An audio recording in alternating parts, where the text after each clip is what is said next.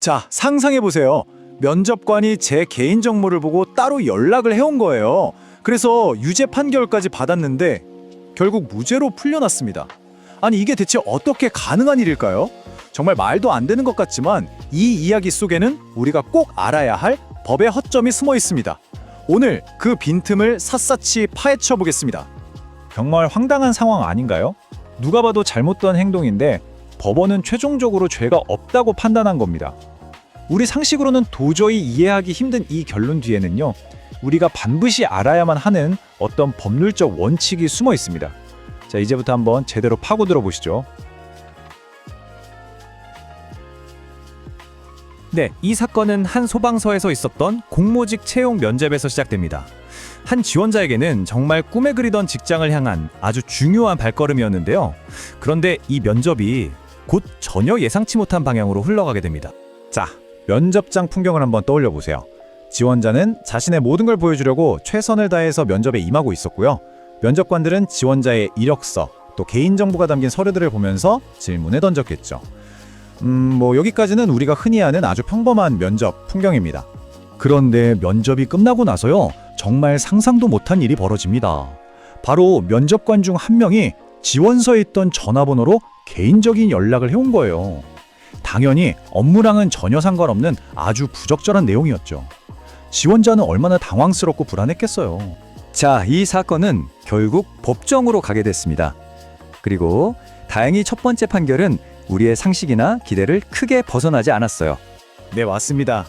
1심과 2심 법원에서는 이 면접관의 행동이 명백한 개인정보보호법 위반이다, 이렇게 판단하고 유죄를 선고했습니다. 정말 지극히 당연한 결과라고 생각되시죠? 당시의 법원의 논리는 아주 명쾌했어요. 자, 일단 소방서는 지원자의 개인정보를 다루는 곳이니까 개인정보 처리자에 해당하고요. 그리고 면접관은 그 기관의 직원이니까 법적으로 말하면 사용인 신분이었던 거죠.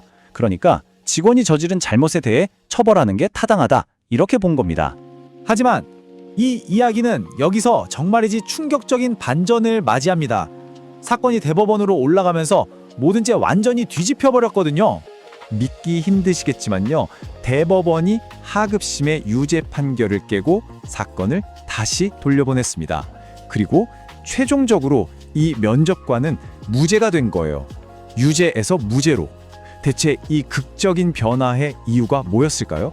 자, 바로 지금부터가 이 이야기의 진짜 핵심입니다. 도덕적으로는 명백히 비난받아 마땅한 행동이 어떻게 법의 심판대에선 처벌할 수 없게 되었는지, 그 이유를 지금부터 하나씩 아주 자세히 짚어보겠습니다. 대법원의 판단은요, 우리의 상식이나 감정이 아니라 오직 법조문 그 글자 자체에 철저하게 기반하고 있었습니다. 바로 양벌 규정이라는 조금은 생소할 수 있는 이 개념 때문에 이렇게 놀라운 결과가 나온 겁니다. 자, 이 양벌 규정이라는 게 뭐냐면요, 말 그대로 양쪽을 모두 벌한다, 이런 뜻이에요. 그러니까 직원이 업무랑 관련해서 불법적인 행동을 하면 그 직원 개인만 처벌하는 게 아니라 그를 고용한 회사나 사업주에게도 같이 책임을 묻는 그런 제도인 거죠. 바로 이 지점에서부터 모든 문제가 시작됐습니다. 당시 개인정보보호법의 양벌 규정에는요, 처벌할 수 있는 고용주의 종류를 딱 두 가지로 법인 또는 개인으로만 명확하게 정해놨었거든요.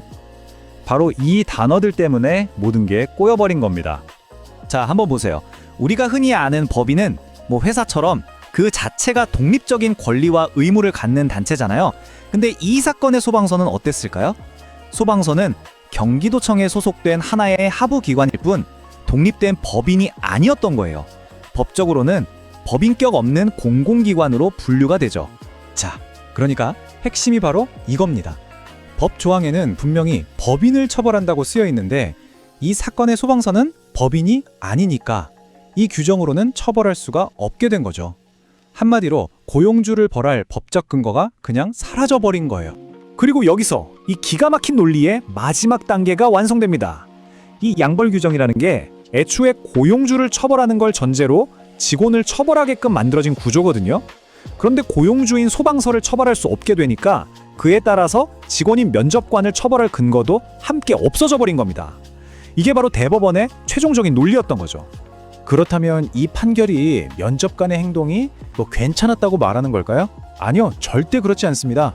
이 판결은요, 우리에게 훨씬 더 근본적인 법의 원칙에 대해서 알려주고 있는 겁니다. 바로 죄형법정주의라는 원칙입니다. 이게 무슨 말이냐면 어떤 행동을 범죄로 보고 처벌하려면 반드시 그 전에 법률로 명확하게 이건 범죄다 라고 정해져 있어야 한다는 뜻이에요. 다시 말해 법에 쓰여있지도 않은 내용으로 함부로 개인을 처벌할 수는 없다는 현대형법의 가장 중요한 대원칙인 거죠. 자, 그럼 한번 정리해 볼까요? 면접관의 행동 자체는 분명히 부도덕하고 잘못됐습니다. 이건 논란의 여지가 없죠. 하지만 그를 처벌하려던 법 조항에 법인격 없는 공공기관이라는 대상이 쏙 빠져있는 허점이 있었던 거고, 법원은 감정이 아니라 법 조문 글자 그대로를 해석할 수밖에 없었던 겁니다. 결국 이 사건은 법을 바꿔야 한다는 걸 보여준 아주 중요한 계기가 된 셈이죠. 이 놀라운 판결에 대한 모든 내용은요, 대법원 2025도 1032일 판결에서 직접 확인해 보실 수 있습니다. 법이 우리 현실을 어떻게 바라보고 해석하는지 궁금하시다면 한 번쯤 찾아서 읽어보시는 것도 큰 의미가 있을 거예요. 오늘 이야기는 여기까지입니다. 법이라는 게 참 우리의 상식이나 감정을 넘어서 정해진 글자로 세상을 판단한다는 걸 다시 한번 느끼게 되네요. 그리고 때로는 그게 이렇게 씁쓸한 결과를 낳기도 하고요. 오늘 내용이 유익하셨다면 구독과 좋아요 꼭 부탁드립니다. 다음에도 우리 실생활과 맞닿아 있는 흥미로운 판결 이야기로 다시 찾아뵙겠습니다. 감사합니다.